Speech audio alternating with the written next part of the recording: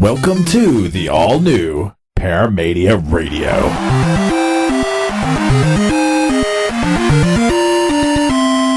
The following program is intended for mature audiences. Death has come to town. And now for something completely different. Amazing act. Here's a tremendous act. Here's a startling act. The amazing, the thrilling, the greatest, spectacular, incredible, exciting, wonderful, world fame, most unusual novelty act. It's always a party.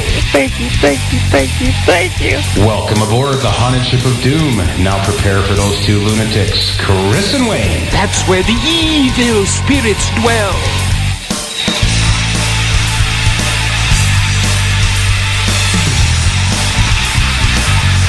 And welcome everybody to your weekly dose of mayhem. I'm Captain Chris. I'm the guest, the sidekick Joe tonight. Yeah, we don't have Wayne here, but that's okay. Yeah, we don't need Wayne. Yeah, he's kind of working, or he says he's working, doing his thing there. But that, we've got Russ on the mic. We've got Chaplain Mikey here. Hello, everybody. Hello. Wendy's hanging around somewhere in the back over there. There's cats and all kinms of animals. And I saw a llama. Weird. Yeah, there's a llama. Satan. The camel's out in the backyard. Camel. What's his name? There's two. Mirage. Right. Okay. Mirage and Sahara. Mirage and... Well, hey, I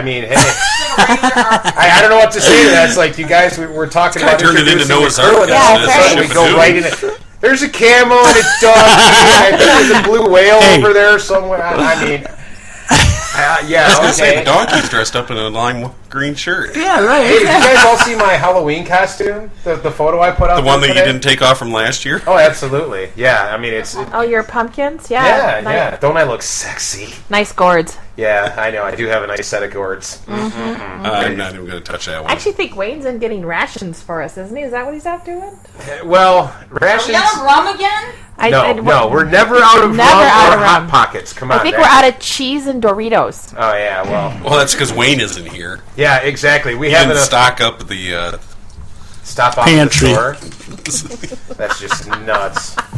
But hey, welcome to your, back to the Doritos, haunted cheese, ship and of doom Mountain here, Dew. guys. I hope everybody's having a great week. Once again, there's a lot of stuff going on. I don't know if you've been following the post. I'm not going to go over it all tonight because it would be another hour of nothing but events. I am so happy about the state of Michigan. Very much so. Literally, the next time I'm at work, I'm going to go to the Michigan sign and just take the deer off, and I'm going to put a ghost right there. Gotta love October. But yeah, it's definitely some awesome stuff going on. Tis the season. Right now, as we sit here, Michigan State Paranormal Investigations at the Ransom Public Library giving a presentation. Motor City Ghost Hunters is out in Romeo giving another awesome presentation. Of course, our brothers there from Downriver Paranormal, Ryan, Jason, and Derek, are working at the Bacon Public Library.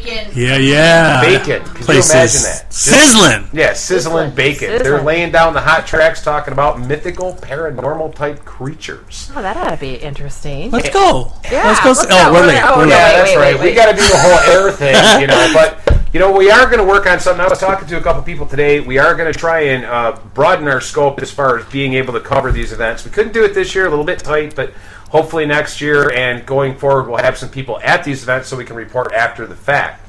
Mikey, our good friend Christy Robinette's out working tonight, and she has a lot going on. Why don't you tell us about that? Oh, yeah. Tomorrow night we have a ghost hunt at the Straight Farmhouse. I believe that's sold out, but she's there. And then the next day she's actually doing stuff with her Poe book. She's going to channel Poe so we can ask questions. So she's going to actually channel Edgar Allan Poe. Yes. Do you know where she's doing that at? That's at the Straight Farmhouse. Oh, that's at the Straight Farmhouse, too. Okay. Yeah, it's on ChristyRobinette.com. No I'll E at throw the the end link out there. Yeah, Robinette with 2 T's and then no E after that. Yeah, no T and no N. Awesome. Robinette. So, wait a minute, guys. We had a couple really great things happen. First off, a big happy birthday to Mr. Steve Gonzalez today. Steve!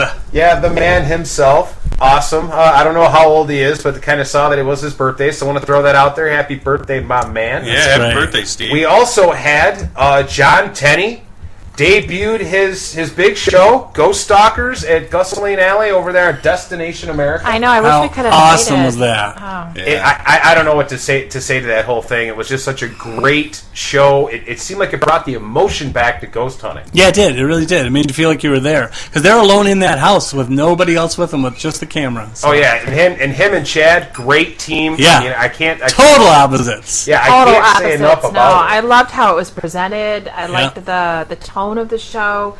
Very refreshing. So different. Mm-hmm. So, very cool. Very good. So we're, on behalf of all of us here at the Haunted Ship of Doom, we wish our brother Tenny, Chad, and everybody else involved with the program good luck. We're looking forward to seeing what you guys have coming in the future. Also, we had the 200th episode of Ghost Hunters, and they brought Joey Chin, Dustin Perry, the man back, the sexiest man in the paranormal, as well as we had the man himself, Grant Wilson, on there at quite possibly one of the most haunted locations in the United States, Trans-Allegheny Lunatic Asylum. They had lots of activity going on. Yeah, they did. It was cool. I would love to go there someday. It's a very cool place. And working with those guys, it's kind of weird. It is. It is very weird now.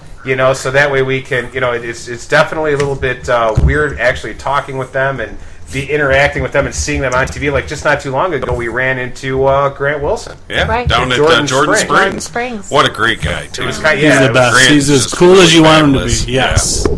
So that was very personal. It was cool to see the people that I'm gonna get Wayne here and get kind of sappy, but when you think about it was this show, if it wasn't for this show.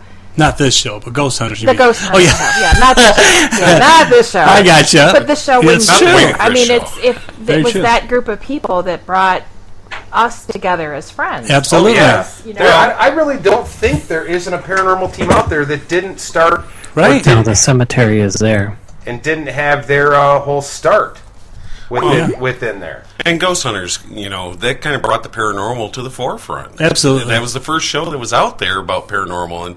And I know I've had discussion with people before Ghost Hunters was on. You kind You're of a freak. You're kind of a freak. You didn't want to say anything to certain people because they kind of look at you strange. Now, because of Ghost Hunters and all the shows that have followed, you can pretty much say, "Yeah, I do paranormal investigations." And everybody's like, "Oh, that's really cool." Yeah. Where before it was kind of a little taboo. Well, I started watching Ghost Hunters. True story. I started watching Ghost Hunters before I started doing this. I went out and talked to Jason and Grant. I kind of worked some angles in and went and sat down for a half hour, talked to Grant about if that's okay for a Christian to be doing that kind of stuff. So it was kind of interesting. I had a nice talk with him about that. So, and then came back and thankfully MPI picked me up. I like that. We're thankful too, yes. Mikey. And it's We're funny, thankful to have you, Mike. You would think, the first time I met Grant Wilson was at Jordan Springs, and you think you're going to talk about ghosts and paranormal. I did not say a single word. Good, that's what they want. About the show. No, we were talking about a common interest that we all have. And it was like, obviously investigating, a lot of us, we watch the shows. It's great for entertainment, great to see some of the new equipment and everything else like that. But it was like, these people I'm telling the audience here that's listening, these people are the real deal. If you have a chance to meet them, go up and shake their hand. And they put their pants on the same way you do every morning. So try not to treat them any different.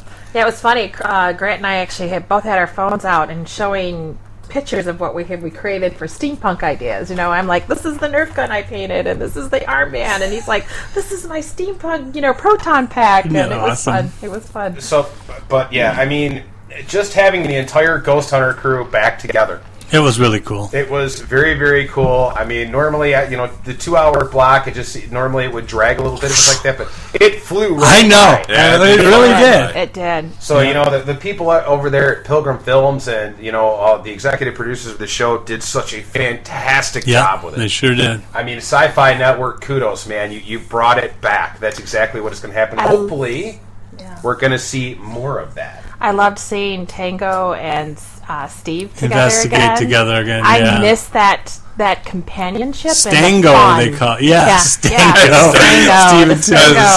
Steve Benton. The minute the camera pans to them and they're together, you go, "Oh, this could be funny." I cannot wait. Yeah, I can't wait. It was Dustin good. Dustin getting Tango to eat the bug. Yeah. All right, hold on, guys. I got to bring I got to bring a next guest on here. Woo-hoo. As you know, the Chris and Wayne Show, we are covering all things paranormal. That includes cryptozoology, UFOs, the Nazca lines, whatever we can get our hands on, the occasional Hot Pocket, because they are just weird. So we've got the regional director here for the MUFON Minute, Mr. Bill Konkoleski. Bill, you there? Yes, I am. All right, everybody say hello to Bill. Hello, Bill. Bill's here. Hi, everybody. Bill's going to be a regular contributor here. As he gets time, he's a busy man. So what we brought him on is he's going to tell us about some really cool cases that he's involved in and the work that MUFON's doing in here in the state of Michigan. Go ahead, Bill. Cool, thanks a lot. I am, my actual title, my fancy pants title is State Director of Michigan MUFON. I've been doing that for just over 10 years now and enjoying it immensely. Here in Michigan, it may surprise people that we get several hundred sightings reported to just our group alone every year. This year, we're already past 200, and we may even hit 300 sightings this year. It's not uncommon for us to get in that ballpark range, so it keeps us very, very busy. What people might expect is true, that a lot of these things that people see aren't really anomalous. People will see aircraft, think it's a UFO, sky lanterns, aka Chinese lanterns. People report those a lot. But every once in a while we'll get a really fascinating case where it sure is not a Chinese lantern. One of those cases that we got just recently was in August. A gentleman was in Niles, Michigan, which is in the southwest corner of the state. He was driving to work early one morning. It was just after about 6 a.m. when he saw a pulsing blue light ahead of him on the road, and he thought, oh my goodness, did the police pull somebody over? Was there an accident? So as he's approaching the light, he sees is not attached to anything. It's just there pulsing about the size of a basketball. It lifts up to about the height of 30 feet and zips past him going the opposite direction. And as he's watching it fly over his car and head the opposite direction he was driving, it stopped and it started pulsing over a soybean field. At that point, he had to make a decision. Was he going to be late for work and check out this UFO, or was he going to keep on going to work and be to work on time?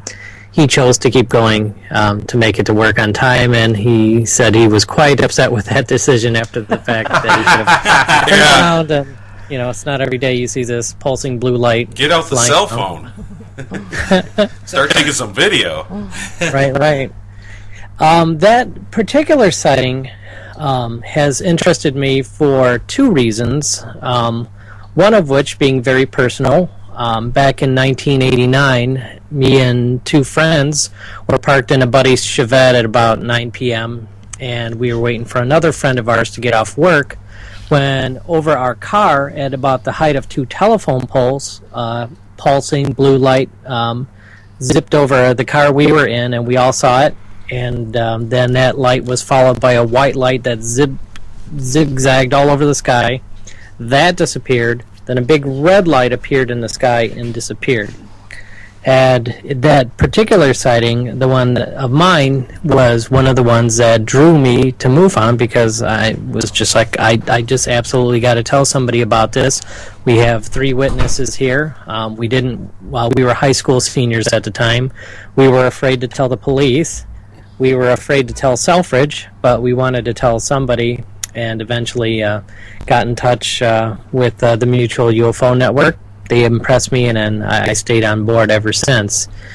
The other thing that was interesting about this particular sighting that made it very interesting for me is the Indiana Ghost Trackers had been out to a cemetery in that part of the state.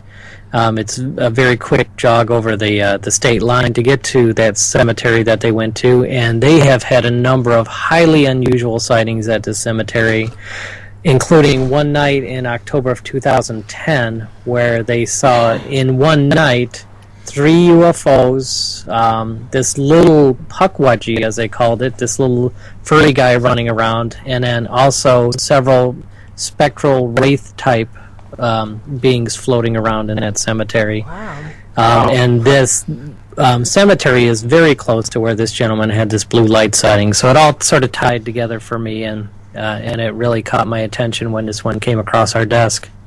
Wow. Well, yeah, that's a lot of activity for one piece of ground. You've got extraterrestrial possibly sighting, you've got cryptozoology going on, and a possible haunting of that one area. Did you find any common denominators within all of those as you've been researching the case, Bill?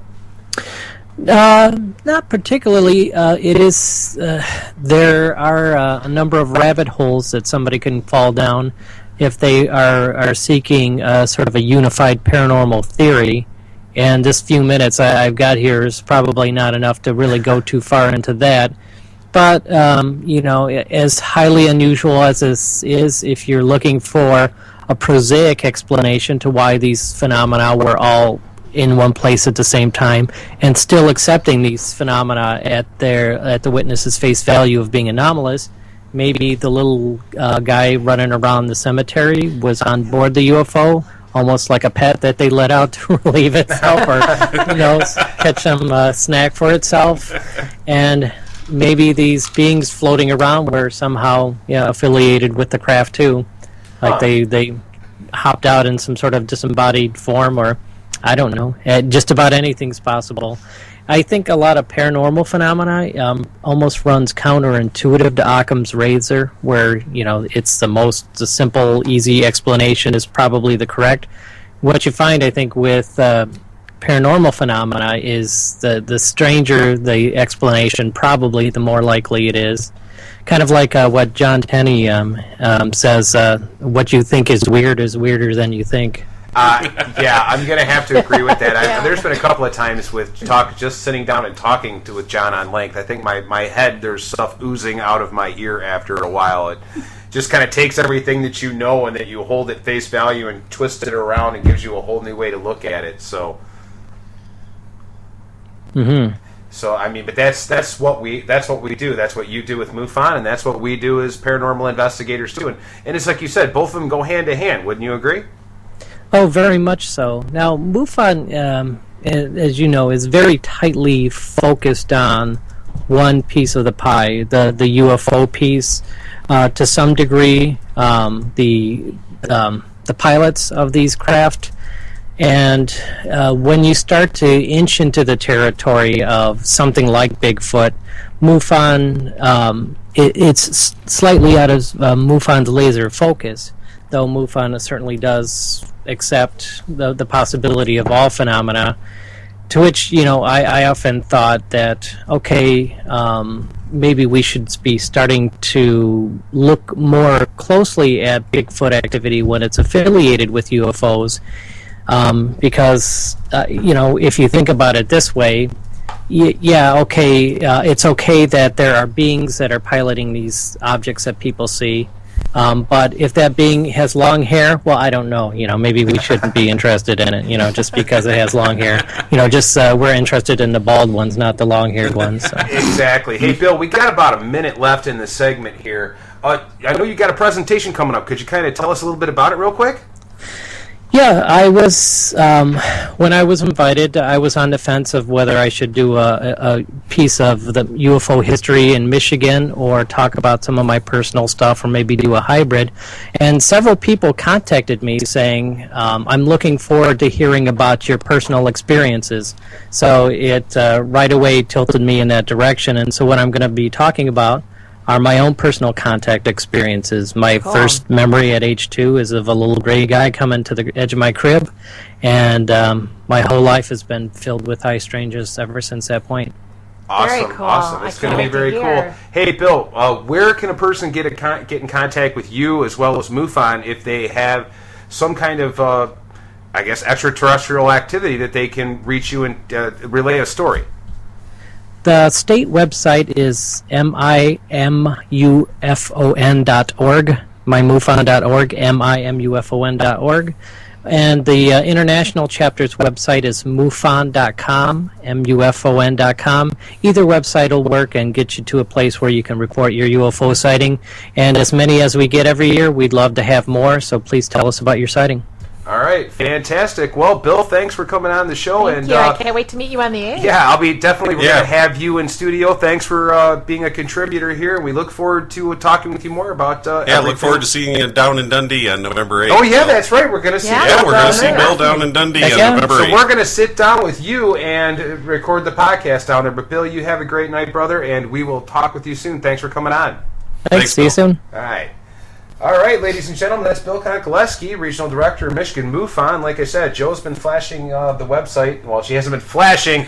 She's been putting the website down there in... Maybe I have been flashing. Putting the website down There's in a mermaid on the chat room there for you. So if you have any activity that would relate to UFOs, please contact Bill and Michigan MUFON. They're a highly respected extraterrestrial investigation organization throughout the world. So, and please check out their website. They have got stats laid out by states, cities, and everything else. You never know. There could be a black enemy helicopter or an ET near you. But an ET, huh? I've got an ET right sitting across from me. But once again, thanks, Bill, for coming on. It's awesome. But we've got our next guest, Tri-City Ghost Hunter Society, coming up here. Let me see if I can give Nicole a call, believe it or not. You guys, let me see if I can push a button here. Uh-oh. Yeah, this could be dangerous. Every time I start pushing buttons, bad things start happening. Yes. But all right. Lose the whole podcast. Hold on. I think I'm going to give Nicole a call. Let's see if this works. She's probably hiding. Watch. I would. Yeah, I would too. Calling. If you were calling, I'd be hiding. Yeah, I know. You can't do anything about it. I know, thanks. Uh-oh. Hear the beep? I heard a beep. You heard a beep? I heard a beep. Hello, Miss Beauchamp. Hello. Hi. Hey, hello. Nick. Welcome to the hottest ship of doom, Nicole. Hello, Nicole. Thanks for having me on. I'm here. All right. Awesome. Okay, there was this little moment of silence. Yeah, maybe we lost you because we were pushing the buttons. He's good at deleting. Yeah, I'm really good at deleting. But hey, before we actually get started with Nicole, I'd like to read her bio. Go right ahead. As you guys know, we've known Tri-Cities for a long time, considered them a sister organization. Yes. Great people, supporting the paranormal community, working with everybody. So let's get started here. Established in the Tri-Cities area of Michigan, Tri-City Ghost Hunter Society has been investigating claims of the paranormal since its foundation in 2009. The members that make up the ranks of TCGHS are experienced paranormal investigators who are dedicated to historical preservation and educating the public. The team has investigated all over the United States and has been featured in the well-known TAPS Paramag on several occasions. Now let's let the Kraken have her due and welcome founder Nicole Beauchamp from Tri-City Ghost Hunters Society. All right, the Kraken. Hold on, wait. Russ, is she looking through the window? I think so. Okay, hold on. Watch Joe, out. you want to open up the porthole? No. Oh, if I have to. You got to. Just Joe. out. There's tentacles everywhere.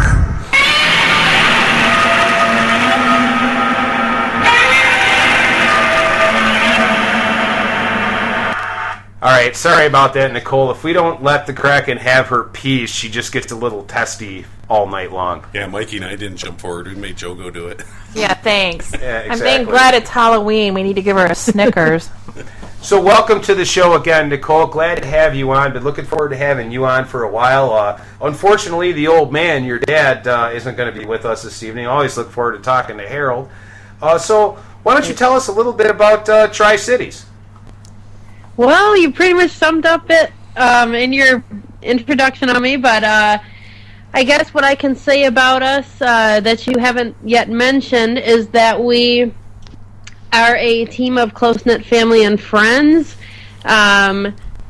We specifically seek out places that are historical buildings that are in danger of being torn down or shut down, and what we do is try to spread awareness for those places and or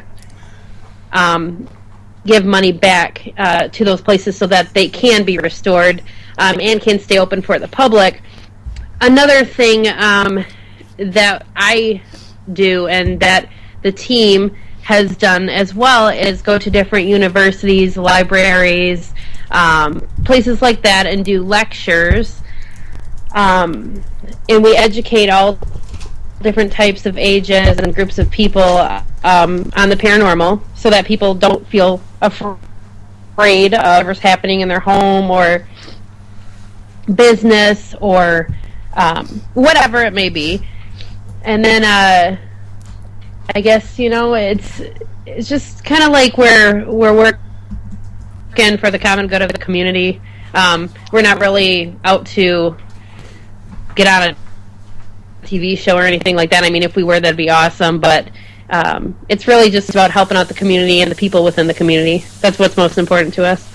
Yeah, we did have an opportunity to come see you guys work. Wasn't it the Flint Public Library? Yeah, Flint Public Library. You guys hosted John Tenney. John Tenney. I mean, and I got to say, that was a fantastic event. Everybody there was they were riling. I mean, they were really excited before the event. During the event, you could hear a pin drop in the room. And then after that, you could, just all the questions and stuff. You guys did a phenomenal job up there. Tell our listeners just a little bit about that event. Well, I think what's so amazing to me about that event was that we really started out as just a group of people that I don't know if this is the correct word, but I want to say like nobodies, but I don't think that's like the proper way of putting it, but whatever. I'm just going to stick with that word because that's probably the best word in this situation. But we threw a group together because of a passion, and I never dreamed in a million years as a researcher as amazing as John Tenney would ever discuss working with us in collaborating and doing some sort of event with us. So when he did that, it was just such an honor. I mean, it really touched me, and I can't think of anyone better to do an event with. I mean, he's done so much research. He's so respected, so on and so forth. So basically, what had happened was I went to one of his events, one of his weird lectures in Royal Oak, and we got to talking prior to the event, and he actually brought up doing a dual lecture. And I mean, at that point, there was no way I was saying no or turning that down. I mean, I was just jumping for joy. So I was like, okay, I'll get the date, I'll figure it all out, and I'll let you know. And we just kind of, we did our own thing. He had his own lecture, we did our own lecture, but like you said, people were definitely engaged, and people came from all over different states to see the lecture, and I just feel like it was a really awesome event because he has such a unique perspective based on his research over the years, and in comparison to him, I mean, I want to say we're seasoned investigators. We've been doing it for 6 years now, or almost 6 years now, so we're not blind by any means to the different theories and whatnot, but he's just so established in the field, and to join forces with him, it's like two different outlooks, so to speak, so it really did make for an interesting event. Oh, I agree. It was awesome, and like I've always said, you hear John Tenney talk, and just your brain melts. There's no other way to really lay it down. I mean, when he used to come to historic Fort Wayne, work with us down there, we'd have really late night conversations. We'd look at our watches. It's like 6 o'clock. We've been talking for like 8 hours. He makes you rethink everything you already thunk. Yeah, exactly. Yes, he you does. do. He makes you think. Does. All of a sudden, every horse that you see is now a unicorn. Yeah, everything you're sure about, you have no idea about. It's just bizarre. Exactly. Well, I was going to ask you, Nicole, because hey, it's Joe, by the way. How are you doing? Joe, I definitely knew it was you. We don't have a video camera or anything to let us see faces. But, yeah, you don't sound like a Chuck. Yeah, I'm actually I'm weighing tonight. Russ at you. Yes, that's Roz and Mikey. But I was excited because the first thing I thought of for the 200 episode of Ghost Hunters the other night was like, I know you guys have been there, so it had to have been very cool for you to watch that show and walk those halls. What are some of the experiences that you guys had when you were at Trans-Allegheny? Oh my God! You know what? We just went there in August. That's at right. the end of August. So it was really recent because we had wanted to see like all the renovations. I mean, I've been going there since 2010, back when it was truly an abandoned building. I mean, there was nothing in there.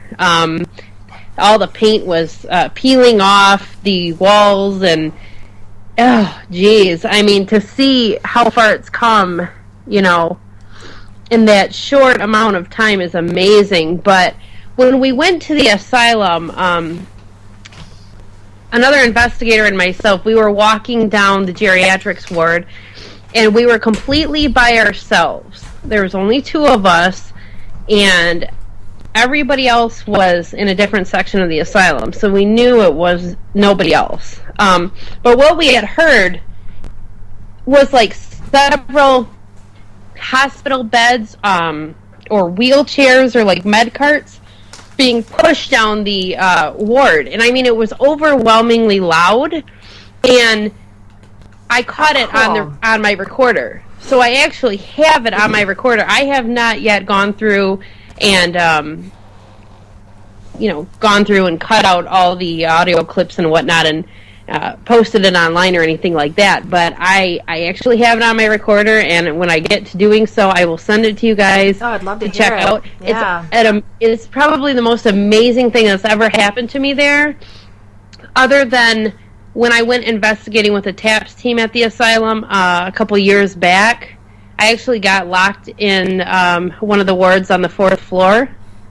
Ooh.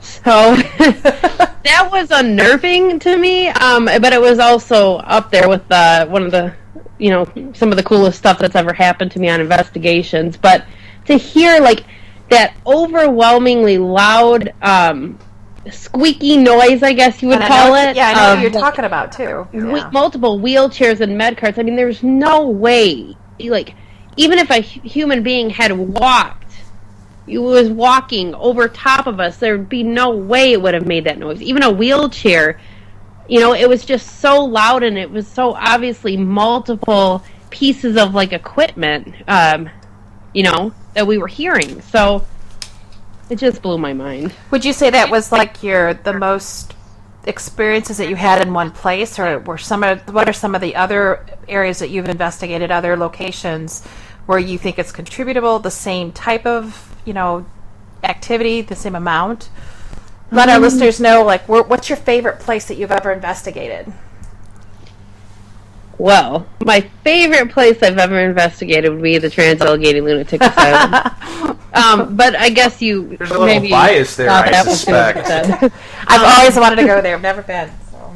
It's just, the history, and I love the people that work there, and I love just everything about that place. And it's truly like one of the most creepy places I've ever been. Like, it reminds me of like House on Haunted Hill all the way, like walking through the creepy dark asylum. It's amazing. But I never realized how large it was until they showed it on the Ghost Hunters show. I was like, I had no idea it was that big. It's huge, and I'm telling you, when you lose your group and you have to walk through those wards by yourself, it does leave the hair on the back of your neck standing up. But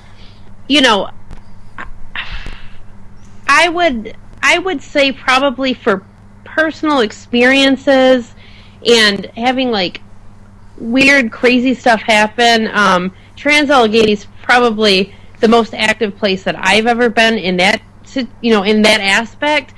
But also, when I would go to Fort Wayne in Detroit, I had some similar experiences, and that's where I also caught that Shadow Man photograph. So, I mean, on Halloween, no less. Amazing place. I think you and I were there, and we had the same Shadow Man experience in the Spanish American Guardhouse. Yeah, I think so too. I remember talking to you about it after the fact. And that's the thing too, is like you guys were really the first group that I had ever gone investigating with anywhere. So I didn't even. I mean, this was before I even networked with any groups, and then I met you guys, and you guys opened my eyes to a whole different like world of the paranormal, like that I had never even known about before. And then at that time I was like a newbie to basically the whole thing. And then I caught that photo, and I was like, I felt like everybody was mad at me. Like everybody was like, "Where did you get that?" And where was everybody standing and sitting? And like I was getting all these questions like thrown at me like I was being interrogated by cops or something. And I was like, welcome to our world, Nicole. I was like, oh, I'm so scared right now. Not because of ghosts, because everybody was like scaring me. But that was like one of the coolest things I've ever done is actually take that leap and go on that investigation with you guys, and ever since then, we came back and we've become friends, and we've gone on a lot of much I want to say like we've gone on so many like different adventures and experienced so many different things, since that night. So it was really worth it. Absolutely, some adventures, including Michigan Paracon. Oh yeah, there's been some adventures up there. Well, you have the unique aspect that you get to investigate with your father. I mean, does that, when you guys are actually out in the field and doing the investigator, do you take off the family hat and be like, this isn't my dad, this is Harold? Like, how do you handle that? Because I don't think there's many of us that have that same type of we have spouses and we have friends, but you got your dad and you're the daughter, so do you have to learn to separate that as you're out investigating? Well, the only thing that's really different in that aspect is like when we're investigating, I'm the boss, okay? So because I'm the founder of the group, I make a lot of decisions. Like I make ultimate decisions. Of course, I like welcome the feedback, Right. But I'm just saying, like, of course he's my dad, and I don't completely ignore that. But it's like, I would like to make the ultimate decision on things, so. In that aspect, please come to me if there's a concern or an issue. But, I think for the most part, this is maybe weird to say, most people would not feel this way. But investigating with my dad and my mom, to me, it's just really normal and natural because my whole life I've been sharing interest in the paranormal with my parents. So to actually be able to go out and investigate is really, it's completely awesome and different than what I had growing up, I guess you could say, but sharing that passion and interest with them is something that I've done my entire life. That's so very cool. It's not really that weird to me. If you screw up, do they send you to your room? I live alone. They don't have the power anymore. They make her go home. We're sending you to your house. Yeah, exactly. So, when did you have your first paranormal experience, Nicole? And what what was it? Well, I always tell people this, and people laugh it off, but I'm serious. I was one of those crazy kids. I would be ghost hunting in my attic, playing with Ouija boards in my attic, creeping my friends out. I was like the John Tenney of children. But John's not afraid of Ouija boards. Yeah, I wasn't either. Are you kidding? I was like 5 and like trying to summon a demon or whatever. No, I'm just kidding. Yeah, I could see Harold sitting in his chair and Nicole up playing with a Ouija board. Damn it, honey, put the Ouija board away. Are you kidding? He'd be like, demon hit me. But no, I was like young, I don't know, 9 maybe, somewhere around there. I was laying in my bed and I had actually heard a deep male voice say my name in my ear while I was laying in bed, and I was like, my initial thought was, my brother's a jerk. So I was like, I have to make sure it's not him, because that was my initial thought, even though I was terrified. So I went downstairs to make sure that, he wasn't the one doing anything. And my dad and my brother fell asleep in the living room watching TV. So my dad was sleeping on the chair, my brother was sleeping on the couch, and they were like dead asleep. And the only other person in the house was my mom, and she was working. So I'm like, yeah, definitely, this is definitely not cool. But even though it freaked me out, yeah, I think over time, like, I got really comfortable with that, and I'm just like, this is awesome, and instead of fearing it and being like, I don't want any more to do with this, I'm like, let's go find out what this is. Why did this happen, and whose voice was that, and why did it choose me? That kind of sounds like the story of why everybody got involved. Right. It was one little minute experience, and then all of a sudden you start questioning. So approximately when did you you and your family start the group? Well, I had started some groups in high school, and they kind of stayed with me for a couple years. Actually, up until I was, my first couple years in college, I was in a group called Bay City, Michigan Ghost Hunters, which is kind of funny because it's just, it's been so long since that group was started. And we were just, kids, but then, like I said, it was carried into college years, so we were actually supposed to be in that Haunting on Hamilton Street documentary, but they cut us out and featured Brian Harnoy instead. I remember that because Mikey and I were at the premiere for that. Yeah, our old team was supposed to be in that, but whatever, it's no big deal.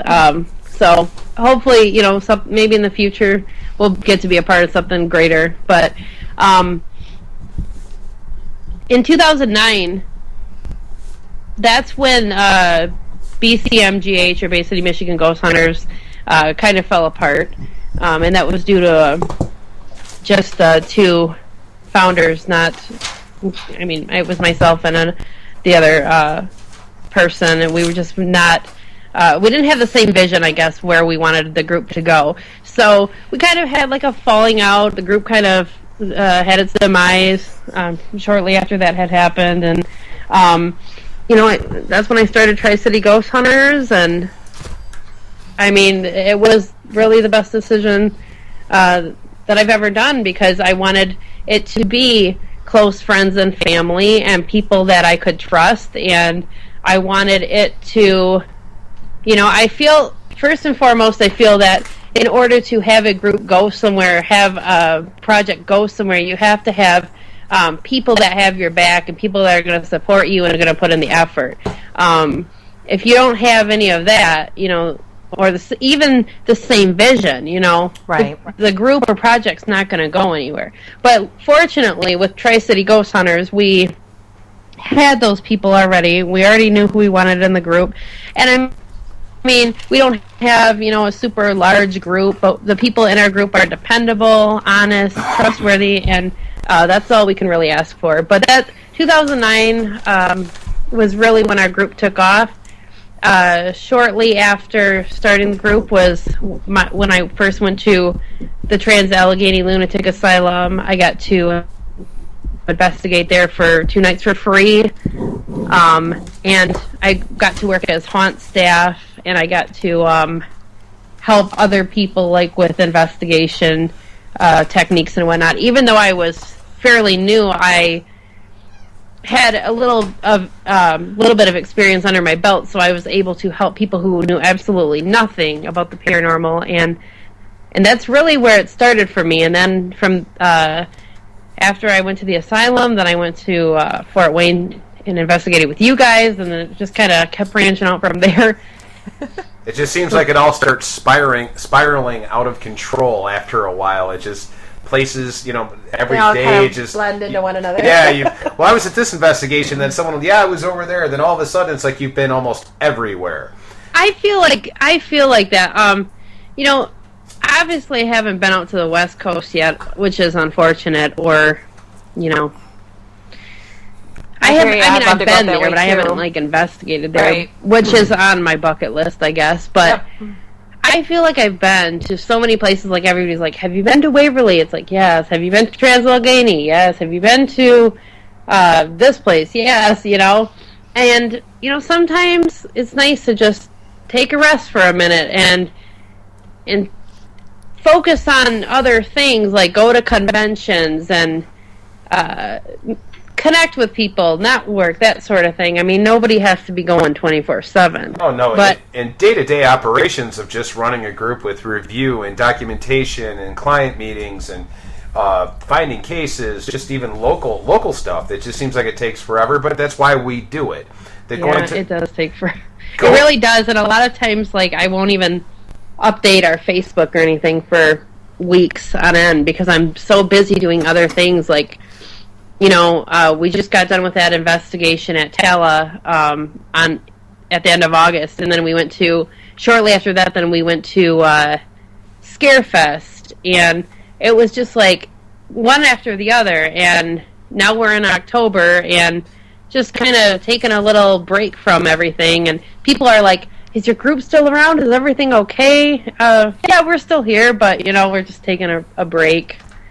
Sometimes you need that breathing room. Yes, and I mean, I'm sure we'll be back at doing things in no time. It always seems like something comes up, you know. Because I think you're like the rest of us that are in this field, that, you know, we pay into our habits. So, you know, a lot of times it's breathing room and to build the pocketbook back up. Yeah. Thank you. I mean, and that's the thing, like our group, we do all our own funding. Yep. Of course, don't charge for any investigations. Yep. Like I said, it's all about putting money back into these buildings. So, you know, and I mean, when we do those presentations, we do giveaways for the people. You know, that's a lot of gas money, money spent on merchandise, money spent on, you know, food, everything, you know. So you definitely got to take that time and build that pocketbook back up. Yeah. I hear you, Nicole. I got a question for you. Yeah. What is the funniest thing? And I love asking this question. You do. Because it's a good one. Every group that's on here, it doesn't matter if you're from across the country or not, what's the funniest thing that ever happened to you? Or the most embarrassing thing that's ever happened to you while on an investigation? To me personally? Oh, absolutely. Oh my God, I'm trying to think now. She's like checking through her black book going, yep, trust me, I have one, Nicole. I do something embarrassing on every investigation. God, why does that not surprise me? He does something embarrassing every time he opens his mouth. You've seen me try to walk a straight line, haven't you? Oh my God. A straight line? I'm trying to think. You know, I don't even know. But I'm sure it probably would have to do with, like, passing gas or something into a silent room. I mean, that's the only thing I can, like, think of, like, that would have happened. I don't think of, you know what? Okay, I got one. Now I'm thinking about it, so now I know. Okay. When I was back, this wasn't even with my current group, but back when I was with Bay City, Michigan Ghost Hunters and filming that Haunting on Hamilton Street documentary, like, you know, they have cameras on us all the time. It's like a production crew or whatever. They always have, like, cameras on us. So I'm sitting on this bed, you know, I'm thinking, like, man, I'm badass. Like, I'm, like, a nobody, but I'm going to be in this documentary. You know, I was, like, you know, I had a little bit of an ego at the time. Seriously, like a young kid, like, yeah, I'm going to be on TV, man. And so I'm sitting there, I'm asking all these tough questions, being like, yeah, ghosts come at me, you know, Zach Bagan style. And I stand up and crack my skull right on the overhanging lamp. Oh, no. I'm like, and there it was, right on the camera. And I turned to the guy who was holding the camera, and I said, you better edit that out. That was so embarrassing. I mean, it was just like, I lost all my cool points in like 10 seconds, you know? Oh, that's almost like, you know, since you shared one with me, I will have to share one with you. You've seen the John Zaffis episode of Fort Fear, right? Where I actually got to work with John. Yeah.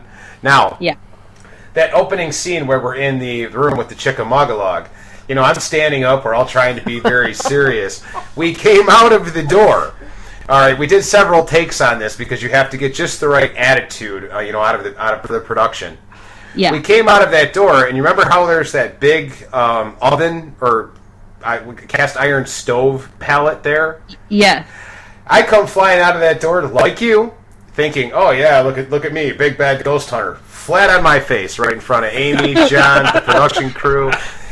And I'm going, yep, funny. This is what's going to be on TV right here. And now I'll take some questions from the floor. Like it's not like quality unless you give yourself brain damage or something. You know what I mean?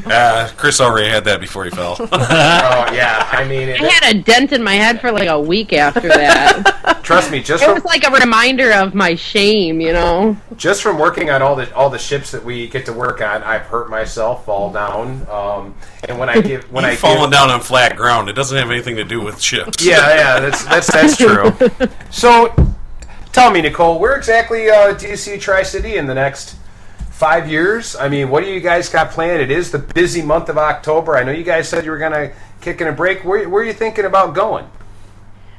Well, in the next 5 years, I would eventually like to see us get out west, probably to like the Queen Mary or Winchester Mystery House, or get out to some. I want to go to New Orleans and investigate the Myrtles Plantation. I would love I know to go that's not there. New Orleans, but there's places also in New Orleans that I would like to investigate as well. I mean, it's like I took a paranormal tour of that city, and it's like every other building's haunted there, according to them. So I want to go down south. I want to go out west. I want to go to the Stanley Hotel. I want to just get a lot of those places that are on my bucket list, I guess you could say, investigated. I would love to go out west, yeah. For my own personal satisfaction, not to prove anything to anybody else. And I would like to be able to help more people. I would like to be able to reach out to more people. I'm not, like I said before, I don't need to be, a star of any type of show or anything.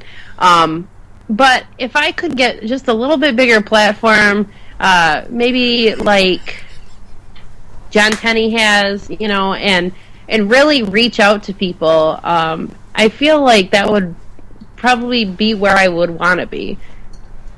Yeah, I mean, that would be awesome. I know New Orleans would be great to go down and investigate. I only have one problem with New Orleans. I'd be in every occult and voodoo shop, and I'd be drunk the entire time. I'd be riding. I was both of them. I was drunk and in all those shops. That would be so much fun. First time I went there, because you know what, that is a great place. I mean, yeah, like go and investigate, but definitely take a couple days and just enjoy yourself, because it's New Orleans. You gotta be a little crazy. Oh, I would probably be on the French Quarter, and they'd never allow me back. Oh, geez, that couldn't happen. You should see what I saw over there. Well, we'll have to there's all sorts of things you can see down in New Orleans. I've been there. What happens in New Orleans stays in New Orleans. Yeah, it needs to stay it's in like New Orleans. the Creole Vegas, is it? I would love to go. I think it'd be fun. I would, the back alleys. So I have a question, I guess. Sure. We have an answer, quite possibly. Okay. What is the hang-up with everybody saying, I hate the term ghost hunter, I hate the term, or they prefer the term paranormal investigator, but they hate the term ghost hunter? Okay. I don't like it. Okay? I don't like ghost hunter. The reason why I don't, and it's kind of funny, it has nothing to do with what it is. I mean, they both mean the same thing. To me, a paranormal investigator, just the two words by themselves, paranormal just is studying anything above the norm. That includes everything. Ghosts, crypto, aliens, unusual activity and phenomenon worldwide. An investigator, that's exactly our job, term, and title, is we're investigating claims of paranormal and anomalous activity. Now, when I think of ghost hunter, I'm thinking, okay, ghost, to me, as an individual in the field, I look at it, well, a ghost, that's just a term that some guy back in the 1700s gave to this. It generalizes and kind of takes us as investigators, all we look at is ghosts. So it singles us out just to look at only one area and one area alone. Now, Hunter to me, every time I think Hunter living in Michigan, I think bring it home. Yeah, bright orange vests, Take shotguns. a gun with you. Bring it home. I mean, that's the way I look at it. Or a proton pack. Yeah. Does that make sense?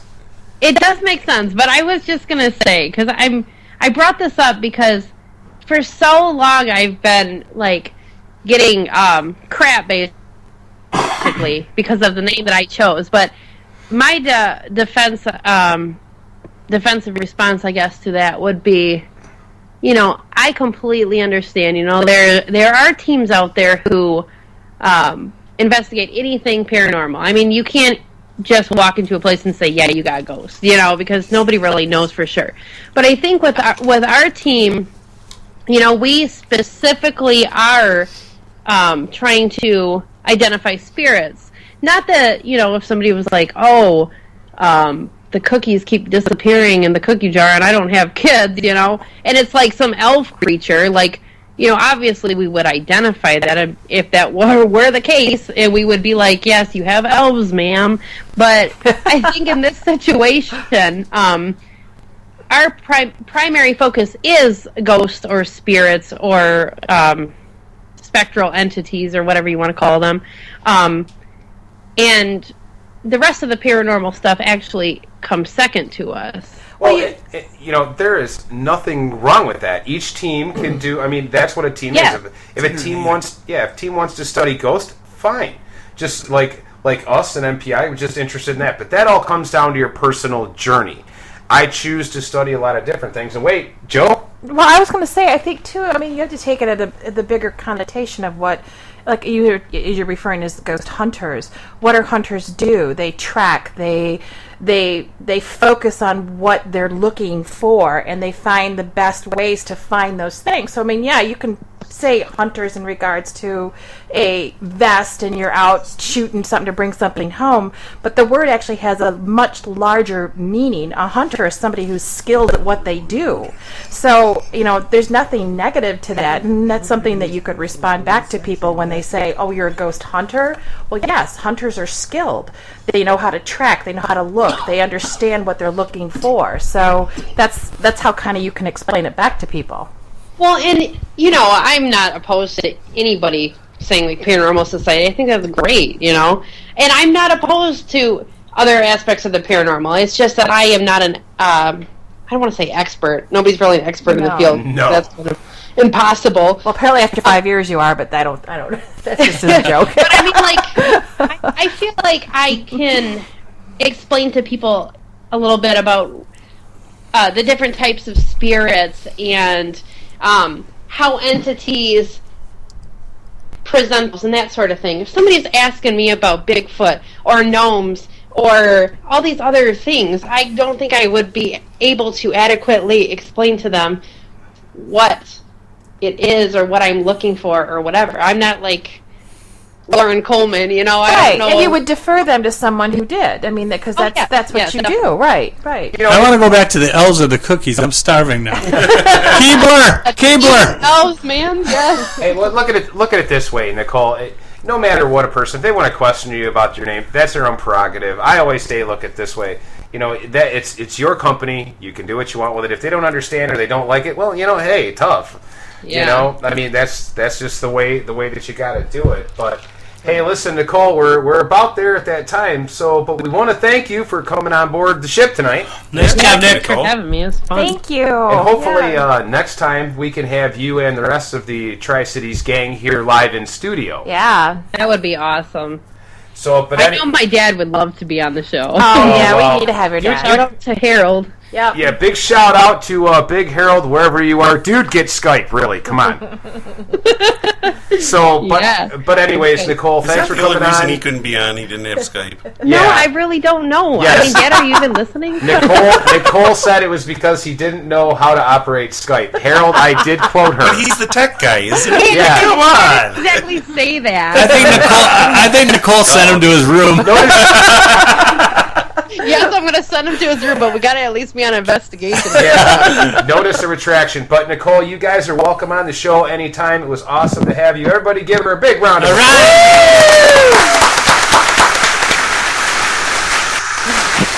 Awesome. Well, wow, our studio audience skips. Yeah. The studio audience just had a little flashback there. I guess there was no fans out in the audience anyway. Oh, come on. My mom is listening to this, Nicole. She loves you guys. I love your mom. But anyways, you have a great night, and I will catch up with you here soon. Thanks for coming on. Oh, thank you so much, guys. Bye, I Nick. hope to see you again soon. Oh, We'll see you soon. November 8th, hopefully. Yeah. When? November 8th? Yeah, down at the mill. At the down Parapet. Dundee. I can't go to the mill. Oh, guys. bye-bye. All right. I know, but... You're banished to your room. All All right. Talk to you soon. Okay, bye. Bye. All right, ladies and gentlemen, that looks to be about it. We got about 20 seconds left, so I do want to welcome each and every one of you back next week. Yeah, next week's going to be big because we have the man himself from Ghost Stalkers for our Halloween episode, Mr. John E.L. Tenney will be on the show. All right. Yes. So with that, ladies and gentlemen, I will say good night, and remember, don't just listen to the mayhem, be part of it. The absolute end. Rock and roll, folks.